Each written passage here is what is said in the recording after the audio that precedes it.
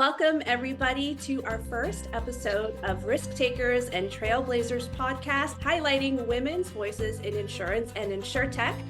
Together, we have combined 83 years of industry experience, both in customer service, sales, operations, leadership, and marketing. And I'm so happy to be here with Jen, Helen, and Diane to bring some of the most important subjects in insurance that people just don't really talk about. So this is going to be a podcast for people who want to develop their career, to really understand some of the imminent topics in insurance, such as digital adoption, climate change, change management, and even just how to negotiate that next raise.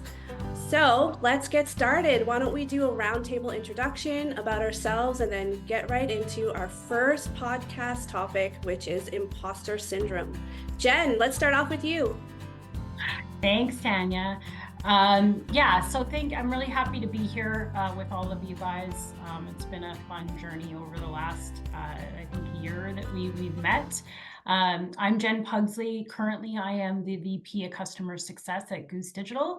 I've been within this environment for about 10 years, coming this June. And I'm really a broker turned digital strategist. I have spent the last decade helping brokers, carriers, and MGAs, create digital marketing strategies and drive kind of growth through technology, through different types of campaigns across pretty much several different lines of business.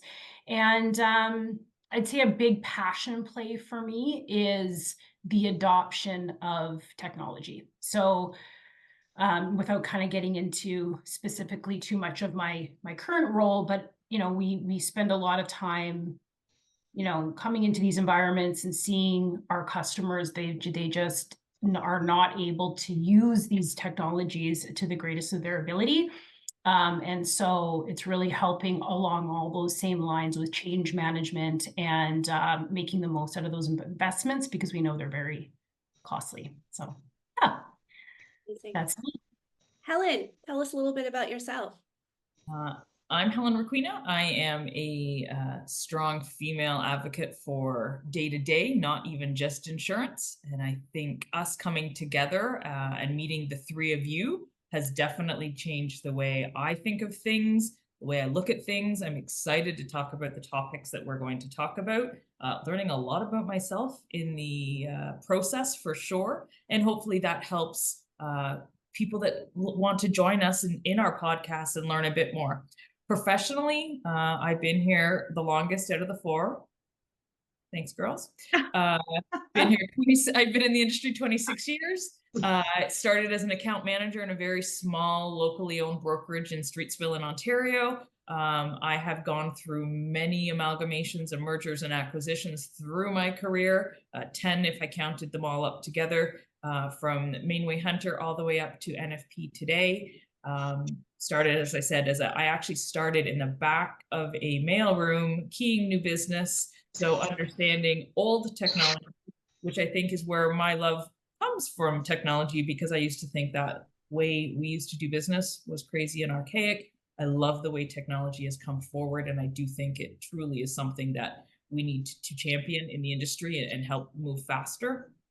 I'm presently the VP of Group Business Development and the Personal Lines Leader in the West for NFP. And a little bit personally about me is I moved from Ontario to Alberta a year and a half ago. And honestly, couldn't be happier with my move, because I've absolutely met some great friends and colleagues that make my days brighter, and happy to be here. Amazing. I also love the pronunciation of your last name, which I'm just realizing now is very pretty. Hello, my name is Diane Jones. I am born into the industry, second generation insurance broker. I spent 19 years with my family's brokerage. And then after a couple of maternity leaves, I came back into a different space, which is the insurtech space. It was a great alignment of my experience, on the insurance side, as well as my education. I have a computer engineering degree, so it was a really great blend of, I always say, both sides of my brain. So now in the insurtech world, I'm with Trufla. I am the manager of client success and just overseeing a few different teams on our massive expansion and everything we're going through. So I'm really looking forward to being here. This is a wonderful group of women, and the topics that we have laid out as our initial plan and the guests that we're bringing on, I'm so excited. So Look what we're learning about each other. I had no idea that you had a computer engineering degree. oh, nerd to next level, yes. I actually, the funny thing is so my mom was in insurance. She started in the Wawanesa mailroom when she was 22. And when I was 18, she left her side of the things and she was like, you want to start a brokerage? Okay. And I said, but I'm not doing this. I'm not staying in insurance. I am an engineer. I'm going to be an engineer. And that's, I will help you for sure. And then as I did my engineering degree, we started Silvercrest, and it became my baby. It became everything. I loved it. So I did my engineering for 8 years, kind of on the side while working full time building the brokerage. And then when I graduated, I stuck with the insurance side. Wow, good for you. I had no idea. That's amazing. It's funny. Somebody at our office actually came into my house one day and she was like, I'm sorry, I just found out something about you. And I was like, what is it? And she goes, you're a computer engineer? I said, yes. And she's like, that's why all of this stuff clicks for you. She's like, I didn't know. Very cool. Yeah. I constantly send Diane Teams messages like, can you translate what our head developer just said in that meeting? And I'll often be like, can you math the math for me, Diane? I can't do it. She'll always translate the text speak to me. Yeah, now we know who to go to. Now I know. She's the brains of the ops. 100%. 100%. Well, I'm Tanya Coburn. I am the VP of Communications and Marketing at Trufla. I have over a decade of insurance experience, mostly in sales and marketing. I started off in 2012 at TD Insurance in customer service, moved to sales in 2013, and then I moved into marketing in 2014 and have been in it ever since. Everybody on this call knows how much I love marketing. It's my passion, and I think it's because I actually am a musician. I have a master's in musicology, so it combines my need for creativity with my need for analysis, and I get to use both the creative brain and the deeply analytical brain and use data and creativity to kind of make an impact. And that's why I'm really excited about this podcast, because I really feel like a lot of the topics we're going to cover over the next little while will help a lot of women in the industry. At least I hope so. Yeah, I think what everybody else needs to know about Tanya, she's very fast. I mean, with her marketing, she is fast. I cannot keep up with her, but I'm very on a daily. On a daily, but I'm very grateful for her. Yeah. I'm just throwing it out there.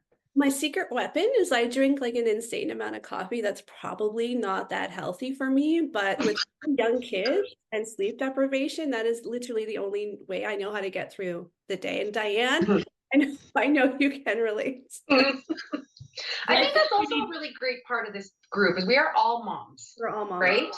Like, that's a really important piece. Yes. We are moms with careers. Yeah. Is definitely important. And I think, Tanya, you need to write us a theme song. Yes, I am making my husband, who's a classical pianist, write our theme song. I haven't asked him yet. That'll be tonight. And he did the theme song for my last podcast, where he did a stylized version of Gangsta's Paradise. And so we can pick a song and he'll stylize it so we don't make any copyright infringements. Well, he made a theme song for your QC testing of quoting. Yeah, I was in where he was practicing and I didn't realize the mic picked it up. So, Chopin Nocturne, anyway. It's fantastic. Very cool. I'm excited to see that. Yeah. So why did we start this podcast and how did we all meet? Who wants to start that? This one. So yeah, I think it was very organic. I mean, I met you I met you guys all within the last 8 months. I think really Amplify was maybe a little bit before Amplify is kind of what brought us, more all together. I mean, Helen and I kind of work outside on it in a different area together. But I think it was really, Amplify that just amplified your relationship. Amplified, our relationship. I thought you guys were already best friends, Jen and Tanya. Like when I saw you guys at Amplify, I did not know that you guys had just started becoming friends. I thought this was like a long-standing friendship that you guys just clicked. It's weird because it is. I know. It's like when you meet someone and you just absolutely click, like you saying to my husband, I was like, do you think I could you're going to be okay if I take a 5-day holiday by myself to the East Coast? Just visit. But I think, and I think who else did we meet at Amplify though, that I think also helped, for me anyways, help shape this? So a few that few like really influential ladies that aside from everyone here, that we're definitely going to have on the podcast. I thought that was there was a big focus of that at Amplify. So yes, that's part. Having that lineup. I think speaking for me, I had my mom, same thing, was in the industry, brokerage owner, my sister-in-law, brokerage owner, my old boss, who was a really, really kind of key influence, but I didn't really understand that until later in my life, that we'll have on to the podcast as well, hopefully. And I just think that for me, it's just, as we get to this point of our careers, there's just so much out there from a female leadership perspective and really cool things that are being done in the industry led by women that I'm really interested in learning about. So 100%. I remember being in the audience for the women in insurance panel, and all the women, it was Emma Roloff, Margot Giles, Dr. Christy Lane, and Arti Gupta from AWS. That session was one of the best women insurance panels I've ever been to. And the audience was still, and when you look around, all the women's faces were like, yes, you get it. You get it. This is what we're going through. This is exactly it. And Diane turned to me after the session was over. She's like, okay, when are we going to start our podcast? Like, when are we going to do this? Let's do this. And I was like, you know what? Let's do this. Yeah, for sure. Let's do this. And then obviously the first person we went to was Jen. We're like, Jen, come on, like we gotta get this together. And then Jen's first name was Helen. And so it was, it was that immediate, like, you just know who you're going to jive with and who you're going to relate to instantly. And I think for me, it's so interesting how we all came about, because I did not know. I knew Diane, and we only had met at IBAA last year. So that's not even a year ago. Jen, again, as she's mentioned, we know each other from a work kind of perspective, in a different opportunity that we work on together, and have clicked and talked through things and had some other conversations. And when she said to me one day after meeting, hey, I want to talk to something about personal. And I'm like, that's weird. And she told me what she was thinking. I can honestly say it fits very much in my life cycle of where I am in my life. Yeah. I think I said that to you guys the other day, is I've always felt, not to give up too much away, but about my own personal life, is after all I've gone through, being a single mom, my move and my career and everything I had to do before I could get my career going, it was like, okay, I've always wanted to give back to women or share knowledge and be with a bunch of women that has some of those same thoughts and processes to say, okay, how else can we help and champion females? Yeah. And so when Jen brought it up, I was like goosebumpy. I'm like, oh my God, this is part of what's next in my chapter. This was truly meant to be. Yeah. Oh, and it's so funny, Helen, because I think about you all the time. Just we talk about, like, just for the audience here, like we meet up separately on non-recording times, and like I think to myself too, like, I think we're all kind of, I just think to myself, what would Helen do? Like, I just find now that we've all met and stuff, and then same thing with the rest of you guys. I just it's been so supportive.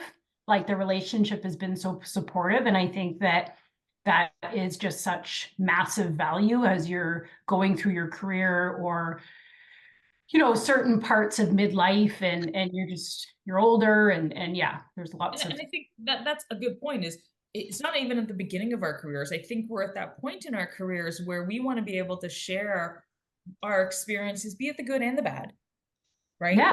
Talk about topics that, today's topic is very interesting. I've learned a lot about myself, but talk about topics that maybe aren't bubbled up and talked about more often, and bring it to maybe some younger people that are either not even starting insurance, quite honestly. It doesn't even have to be insurance related. Some of these topics that we're talking about, right? They are business in general, and females and women coming through today's society and going through everything. So I think that's the cool part for me about why you guys wanted to do this. May not have been your original thought of what you were thinking of when you all looked at each other at Amplified, because I wasn't there.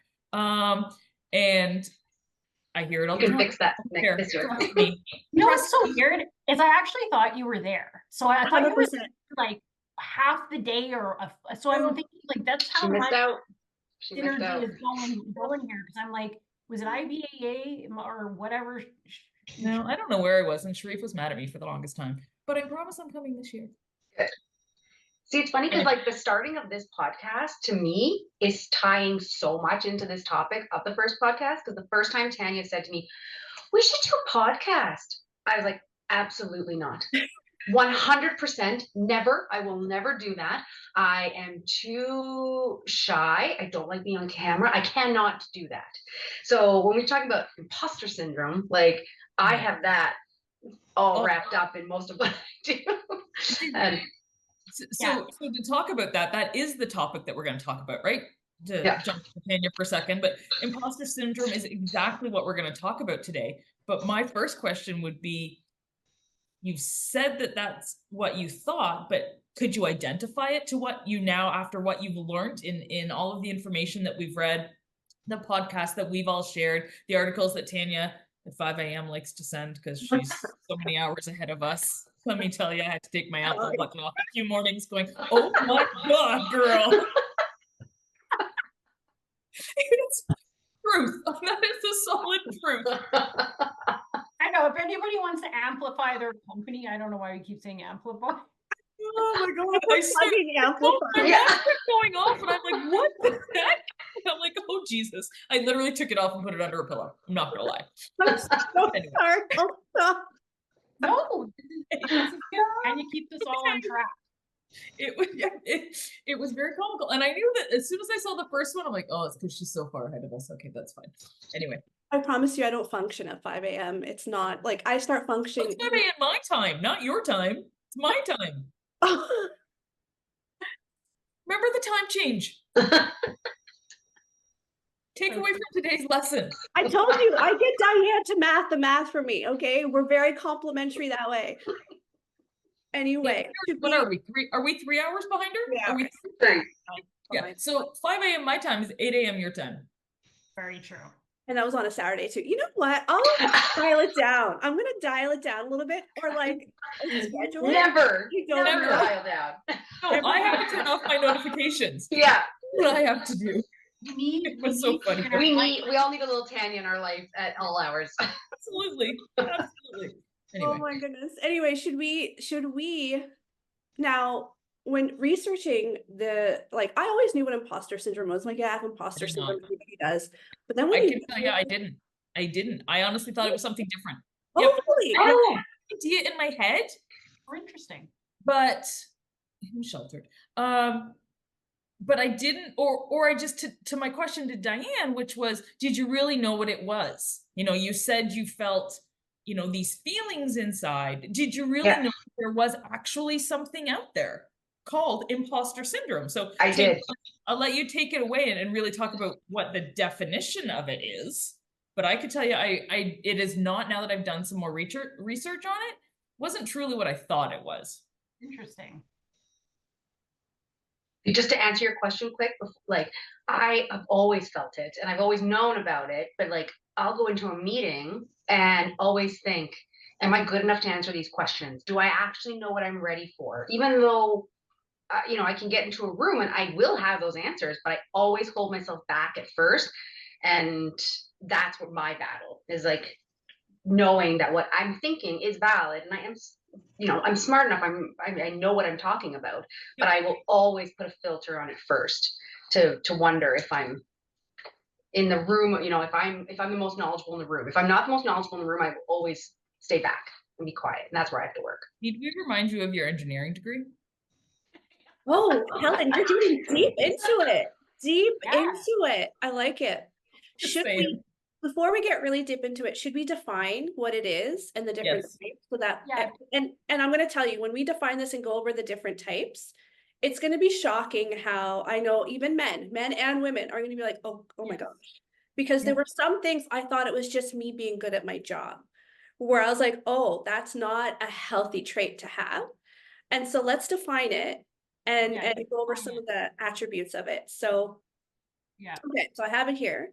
So the psychological phenomenon known as imposter syndrome reflects a belief that you're inadequate and incompetent, and really believe in that you're going to fail despite the evidence that indicates you're skilled and quite successful. So basically, it can be really harmful, and it can take various forms depending on your background, your personality, and your circumstances. And I just want to just interject here by saying women in leadership positions are 75% more likely to have imposter syndrome. Men get it too, and it displays differently, but 75% of women are going to have it at one point in their leadership or more in their leadership career. And the different types, I'll just highlight here and just do a few points of each, because I know for me, I'm a little bit of everything, but especially this first one, and this is not going to shock any of you. The perfectionist is one of the forms of it, and the perfectionism in imposter syndrome often go hand in hand. So these are some of the symptoms or the attributes. Do you have great difficulty delegating? Even when you're able to do so, do you feel frustrated and disappointed in the results? When you miss the insanely high mark on something, do you accuse yourself of not being cut out for the job and ruminate on it for days? And do you feel like your work has to be 100% perfect 100% of the time? So that's the perfectionism. We have little check boxes next to our faces where we just go, Oh, I know. Yep. And Yep. yeah, and it's true. And then, like, for me, yeah, sorry, Jen. So what's interesting about that for you is that, because like you and I work together, you know, fairly closely in our professional lives, and I actually learn from you because I feel like you're doing such a good job with that, like because you're so fast, and you're fast, but you're also like really good, like on the in the stuff that you put out.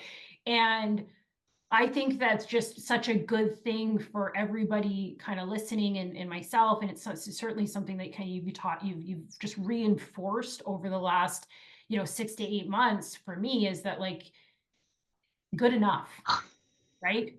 Good enough. And I mean, to me, I think it's great. I'm like, how does she whip this thing up in 20 minutes? Like that looks like, some leading, anyway. So it's interesting for me to hear you say that, because I think the total opposite in terms of how you perform. And I'm working on it because it's made me burn out a couple times, honestly. Right. That going at 100% of the time. And Jen, do you remember? And I think I kind of let this, you might not have noticed, but we were doing a webinar together, and I was like, yeah, I research for hours because I'm afraid someone's going to ask me a question I might not know the answer to. Yeah. And what I did, and I always do that, I always over prepare because I'm terrified of someone asking me a question I don't know the answer to, because in the back of my mind, I'm a fraud. Oh, they're gonna undercut, they're gonna, find me out. They're gonna discover on here.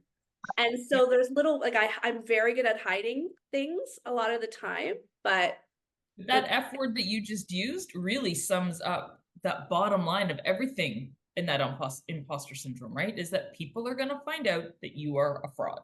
You may, and you're not. No. But your internal thinking is you're not, like you said, you're not perfect enough. It's not, the presentation's not great enough. It doesn't hit all those points. So that's that perfectionist piece for sure. And that's that piece that I think women honestly struggle with the most, because that is how we're raised. We're not allowed to make mistakes. We're not celebrated for making mistakes. And so we don't try, because we have this like innate belief that if we're not perfect, we don't somehow fit. So if we're not perfect in the way we look, if we're not perfect in being polite and kind, and let's not step on anyone's toes, or if we don't put out the best work possible, then we're failures. And so I think society teaches us that that's what we have to be in order to achieve. And truly, men do not have that. I talk to my husband about it all the time, and it's like, it's not there, that layer. He rolls out of bed and goes to work. I roll out of bed, give myself an under-eye deep puffy mask, like hydrate my face, put 5 layers of makeup on, and curl my already curly hair, just to like be on camera, not even go in the office. So Yeah, so maybe there's a world where we like, we have taken those things to the nth degree, because I agree with you, like, but then again, I know other men in my life that wouldn't actually. They're showering, they're shaving every day. It's like a nice shirt. They're dressing better than I do half the time, right? So it still takes 10 minutes though. You're right. It still takes. They don't have the hair. They don't have the makeup. You're right. Yeah. You're right. I think it was something interesting that, like, when we talk about like putting yourself out there, and you have this imposter syndrome, and we all have it. Like you said, I think it's the degrees in which we kind of overcome that stuff. I mean, hopefully we tackle this topic in a bigger way with even us today, and then guests coming on that have kind of been there, done that, right? One of the things I thought was super cool in the Women's in Insurance panel last year was how, Emma was talking about, and this is like, we'll drop Emma's information here. She is going to come on as a guest, but Emma talked a lot about like how she did a lot of videos, right? Videos like snippets on LinkedIn and what have you, and how cringy those felt the first like 3, right? Not 3, the first, the first probably 30 felt cringy, right? And then you kind of just settle into this, I mean, I'm sure it's like, how do you get over those things? How do you push forward, right? Like Tanya, what you're saying, it's like at some point you kind of just get tired of either beating yourself up, right? And obsessing over things that don't need to be obsessed about. A, you don't have the time. B, it's completely a 10-pound weight that you don't need, right? So then what are the things that what is this really going to do, right? I find too, like, I have to stop talking myself down, because I always excuse things. So even last week I sent a message saying like, oh, I this got done, and it was like, oh, you're awesome. I'm like, no, I've got these 3 kids that are, I have to deal with this. And then I stopped, and I'm like, you know what, I am awesome, and I'm awesome with 3 kids. So imagine like what I would be like without, but I am with the 3 kids. So I instantly go to excusing it and apologizing, and making excuses for why I'm not putting in more time and more, making it more perfect. Yeah. What's enough for us to say, hey, you know what, that was amazing, and I don't know if that's just a thing that women go through per se. I think, and this is a little bit off topic, but I do think like naturally we do that. It's no different if it's warm outside, right? Or beautiful and sunny and it's supposed to be -20. We're like, oh, we can't just be happy with what's going on. It has to be, oh, it's climate change and it's global warming and it's devastation, why it's so nice. Can we just be happy that it's nice? I know. Yeah. Just be positive that it's nice. It's a positive moment for a bit. Right? Can we just sit in that positive moment? Yeah. So Diane, what you just said about how you experience imposter syndrome leads me to believe that you're kind of on type number 2, which is superwoman. Okay. I'll take it. All right, so let's talk about what those attributes are like, okay? Do you stay later at the office than the rest of your team, even past the point that you've completed the day's necessary work? I'm going to answer that for you. You are always online and always, like, even, like, I start my work at 8:30. Diane is online at 5:30 Calgary time messaging me. I'm like, woman. I am in pajamas and I know, but like, making breakfast, but do you get stressed when you're not working and find downtime completely wasteful? Mhm. Have you let your hobbies and passions fall by the wayside to work? Have you sacrificed that for work? And do you feel like you haven't truly earned your title despite numerous degrees and achievements? So you feel pressed to work harder and longer than those around you to prove your worth? That's some deep stuff. That's some like deep level That's Diane. for imposter syndrome things in there. Yeah. Yeah. Yeah. Yeah, I talked about that. I think I shared my speech with you, Tanya, when I spoke at a women in insurance event, or in leadership event, sorry. And I said, like, I struggle because there comes a time in the day where like I have to leave the physical office because I've got a daycare that I need to get to, or I've got kids to feed and all that stuff. But I watch for some people who don't have maybe some of the, obligations that I have. They can stay and like chat in the boardroom and they're making the plans and I'm not going to just say it's men, it's not, but it's, it does feel, yeah, it is hard. Yeah. Hard. And it can get, I mean, I'd love to hear Helen's thoughts on this, right? Like her kids are older than ours now. And it's so hard. It's that duality that is very difficult, even from a mental aspect of going from one, right? I mean, I swear my husband has said these words like probably once a month. Work's done. Take your director hat off. You're not a director right now. And he's right. He's not saying it to be mean. He's saying, and it's true. I have to be like, oh God, why am I like, why am I delegating, mixing up the pasta? Wait, here's the thing that I'm here's the thing that I will admit I do, and I'm sure that you guys do it as well. You said mix the pasta. How many times do you have your laptop beside you while you're preparing or cooking dinner? Yeah, it's my 5:30 a.m. responses. If it's not my laptop, it's my phone. Mm-hmm. Right? Mm-hmm. So because we get everything on our phone. I will tell you, my youngest child actually even just sent me a TikTok the other day, or a meme, I can't remember what it was, and it basically was referencing that I'm always on my phone when she's trying to talk to me. I know, that's brutal. And my children are not little, right? They're still my children and they need me, to which I replied to her, that doesn't happen, which I try not to, but it does happen. No matter what, we are very connected to work, which doesn't help, I think, with this imposter syndrome. That's the one thing I found when I was listening to all these podcasts and reading the articles and all of that, was that ping response. Whereas, right? Oh. So you do that already, right? It's that ping and that immediate, yes, it's that dopamine hit we get of, oh my God, we have a message. But the other side to it is, oh my God, I need to respond. I need to respond now. How many times do you do that while you're doing something else as well, or should be doing something else? You're in a meeting, but a ping comes up and you've got to do it right away. So just to back up one step, is in the findings that the three of us have read and listened to, is they're saying that ping response is now innated in us as employees, that if we see it pop up, we feel that we need to respond to that within 5 or 10 minutes. And probably 10 minutes is too long, because if we don't, that is now going to get escalated onto somebody else and or our superiors. And we feel like we haven't done our jobs. Right? When I'm driving to work, right? I apologize sometimes when I get to the office. I'm like, I'm so sorry. I was in my car. I was trying to get here. Yeah.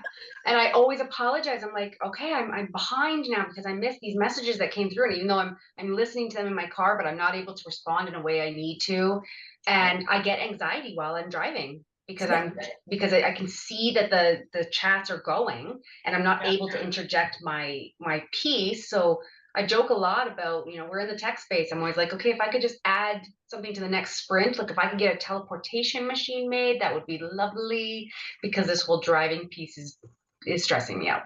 Yeah. I think so. Maybe we shift a bit to say, like, what do you think helps? Like, I think, like, have we even gotten that far? Like, what we think kind of helps with some of these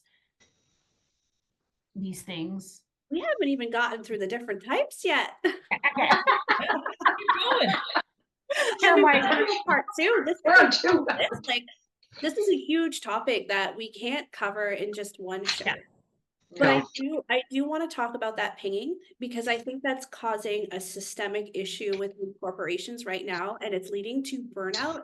And I think one podcast episode, what did they call it? They called it I did the test. I actually did the burnout test. Do you want to know my score? Yeah. 86%. What was it? 86% that I am on the road for burnout. Yeah. And we should in the link notes or the notes for the podcast, connect that podcast from Kara Jones. That was the one that was where she actually, and it's free. So for those listening to our podcast, you can take the burnout test, and you can also take the test to identify your type of imposter syndrome, and they are all free on her website. I feel like if I don't answer people's, and this might be imposter syndrome, as I'm learning, if I don't answer people's messages right away, I don't want them to think I'm not working because I'm fully remote. And so I will drop everything I'm doing to answer someone's question. So now I'm thinking of strategies. Okay, that's not working for me, because a lot of what I do in marketing is either creating strategy decks, slide decks, really you produce a lot of content in marketing, and I need that focus time. As soon as it's off, it takes me a while to get back in there. So a strategy I'm trying to implement in my own workflow that might help people is I am going to start putting, when I need blocks of concentration time, my status on do not disturb and write why. Yeah. Hey, I really need to focus on a deadline. I'm not going to answer your message right away, but don't worry, I will tomorrow. Unless it's an emergency, I will tomorrow. And if it's an emergency, mark it as important, because I know I could do so much more if I didn't feel like I needed to answer everybody's pings. Yeah, I think the pinging is an issue. I agree. I've been doing that blocking for, I would say, quite a long time now, and it does help, right? Forcing yourself to put those blocks in so then you can just focus, and people, should know. I think the pings are a huge issue in terms of not just work environments, but great environment, family, friends. Like I refuse to get, so I have a Garmin, that's like my watch, and I have taken off all notifications off my Garmin purposely, right? See, and I refuse to get an iWatch. I'm like the only one that doesn't have an iWatch, and I don't want one, because unless it has anything, unless it's outside of the fitness stuff, I don't want it. I don't want people to try to get a hold of me. I don't want to communicate faster. I don't want the text messages. I don't want it. My mom's like sitting there on our walks, like talking in her iPhone, like, as a phone. I don't want any of that. I don't want any of that. Right. Because I feel like there's a level of out of sight, out of mind as well. But it takes, like you said, it takes that training to be locking your door almost on your statuses and in your calendar, so that because it's like we're always on, we're always hooked up, right? So it's tough. Yeah, it's tough. And I do think everyone's feeling that. I talk to, my colleagues, and they are just, it's whole pinging environment. Correct me if I'm wrong. I know, again, I've listened to quite a few podcasts and articles, but there's that is the theme, that we almost are doing it to ourselves from a burnout perspective. Yeah. Right. And I think it was on the Claire Jones podcast where she talks about it all.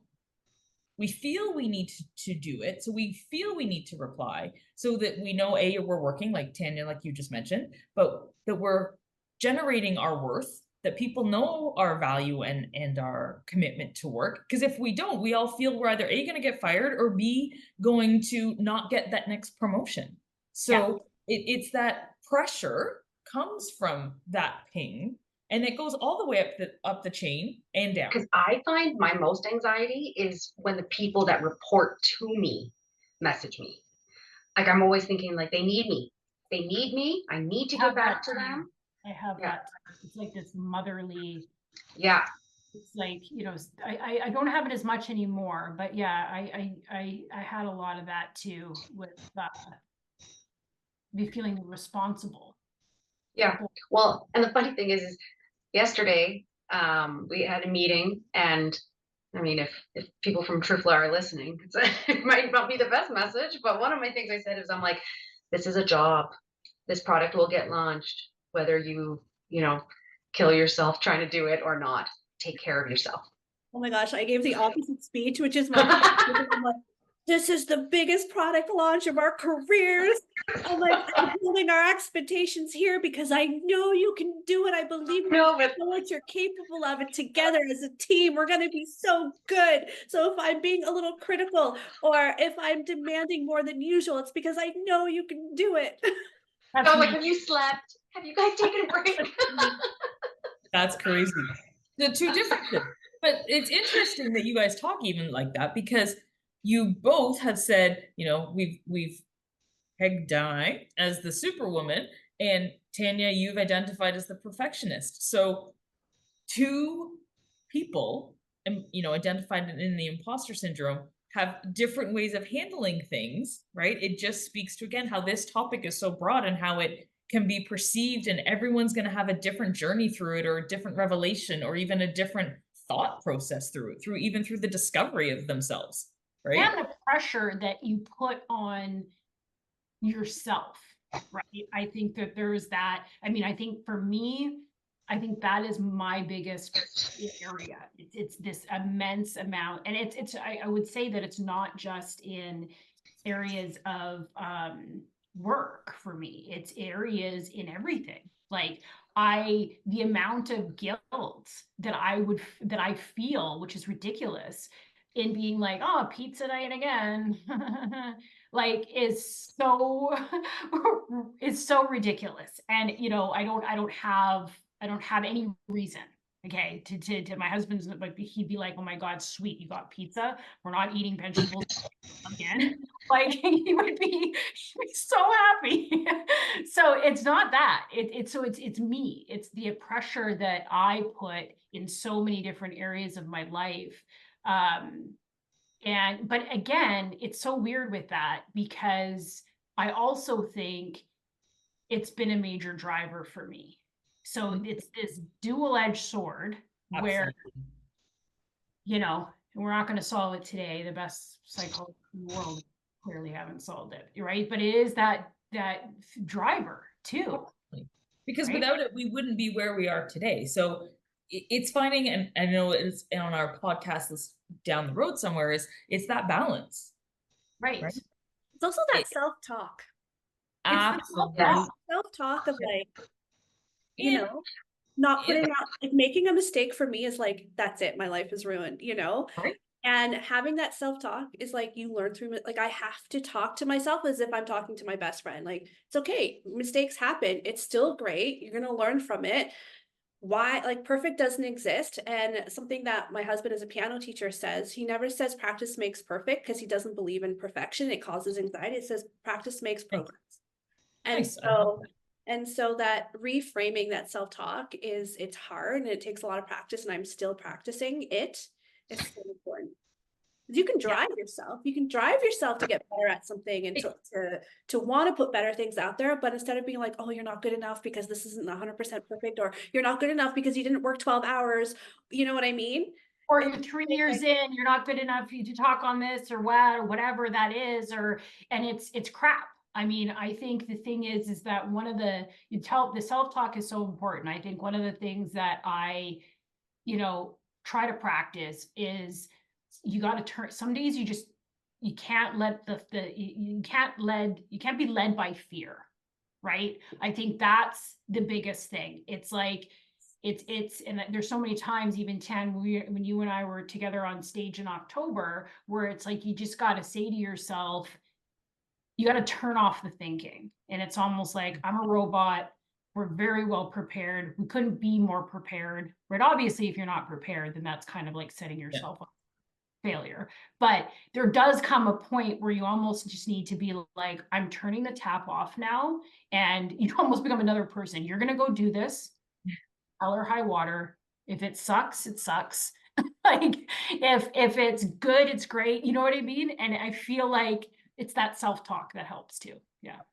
I think we also have to be okay with like the work in progress, because it's not either we totally succeed or we are totally a failure. There's got to be like, I'm working on it. Like even today, and I told you ladies, like I blocked the day off. I mentally like tried to shut down. I put do not disturb on my Teams, but I'm still watching that number creep up on my other thing. And then I made it in an hour and 20 minutes. And then I started responding to messages.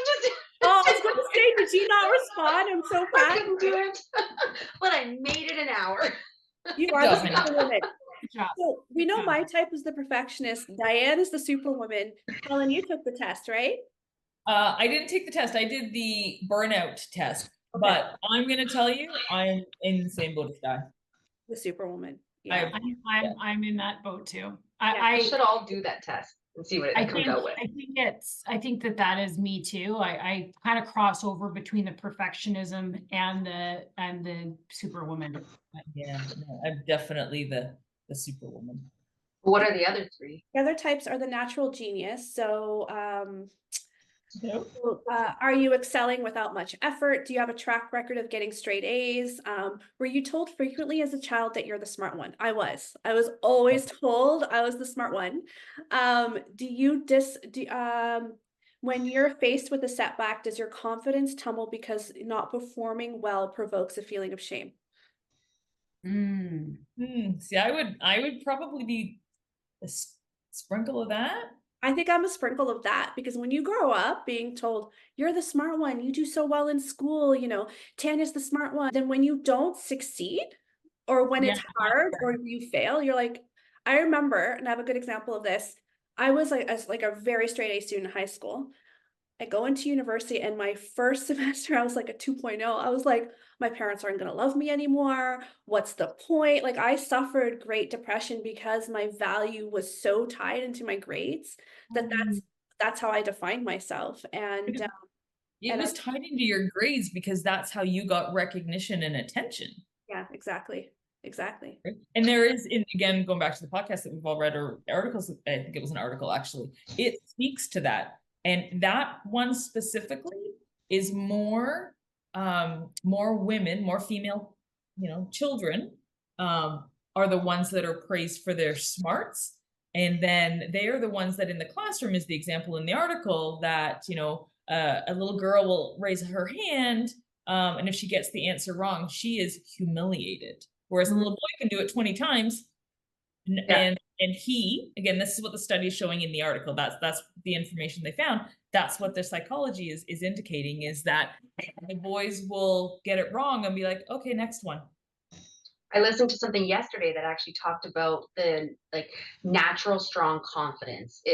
This woman was in a session, and she's like, the teacher was talking and I could not understand what he was talking about, but I wasn't going to say anything because, if I said I didn't understand, but everybody else did, I would look stupid. Yeah. And then she said, but somebody else in the room put up her hand and said, I'm sorry, but I'm not understanding. Could you explain it in a different way? And then a lot of the people were like, oh, good, I wasn't understanding either. But to take that step, to put themselves out there and say, I'm not understanding, it's not something that usually gets done by. Yeah. I think it's something you hit there is really interesting to me, because we always, I find with this imposter syndrome that it takes over so greatly that it defeats, it takes you away from what the main goal is in the first place. Okay?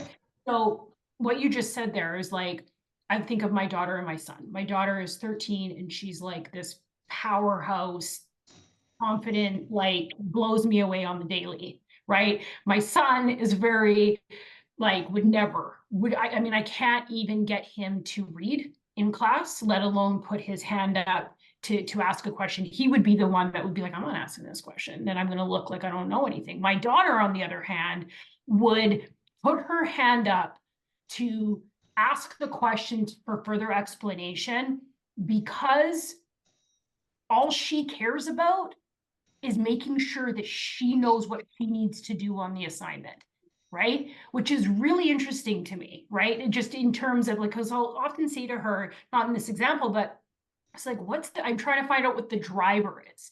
And again, kids end up teaching us stuff, right? But it's so true. It's like we get so wrapped up in the nerves of something Mhm. that we're actually not even really paying attention to what needs to be done or what the actual goal is.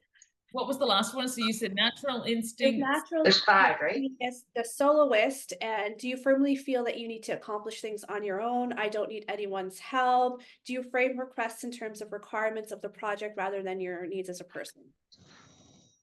I don't know if any of us are the soloist. I like people. And then the expert. So do you shy away from applying to job postings unless you meet every single educational requirement? I don't. This is a phenomenon that men will apply for jobs if they hit 50% of the requirements. Women have to hit 100% of the requirements to That's apply. my favorite stat. That's my favorite stat. Favorite stat ever. I love it. And I've used it a few times. In fact, I use it often as an example. It blows my mind, but it's so true. We will not apply unless we know, we check. It's 90 to 100% of those boxes. 90? Okay, yeah. 90 to 100% of those boxes. A man will do it at 50%. And See, I don't fit that one. I don't know why. I think that comes a little bit more from my mom's influence of, she was kind of like a jump in head first, all kind of woman. And yeah. My mom always used to say, fake it till you make it. that's what I say now, because Yeah. being in But- marketing, you understand how much everything is a facade.